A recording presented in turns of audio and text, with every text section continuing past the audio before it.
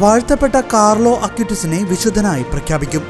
15-ാം വയസ്സിൽ മരിക്കുകയും 2020-ൽ അസീസിയിൽ വാഴ്ത്തപ്പെട്ടവനായി പ്രഖ്യാപിച്ച ഇറ്റാലിയൻ കൗമാരക്കാരനായ വാഴ്ത്തപ്പെട്ട കാർലോ അക്യൂറ്റസിന്റെ മധ്യസ്ഥതയ്ക്ക് കാരണമായ അത്ഭുതത്തിന് അംഗീകാരം നൽകി ഫ്രാൻസിസ് മാർപ്പാപ്പ. കാർലോ അക്യൂറ്റസിനൊപ്പം വാഴ്ത്തപ്പെട്ട ഗ്യുസപ്പെ അല്ലമാനോ, മേരി ലിയോണി പാരഡീസ്, എലിന ഗ്യൂറോ എന്നിവരെയും വിശുദ്ധരായി പ്രഖ്യാപിക്കും.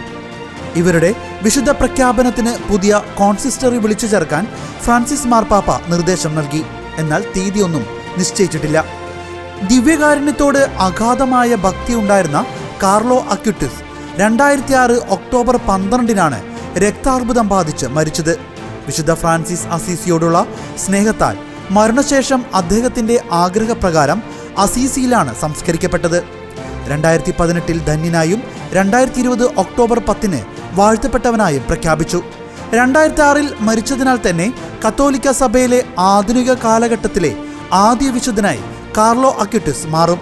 യുവജനങ്ങളുടെയും കമ്പ്യൂട്ടർ പ്രോഗ്രാമേഴ്സിന്റെയും മധ്യസ്ഥനാണ് വാഴ്ത്തപ്പെട്ട കാർലോ അക്യൂറ്റസ്.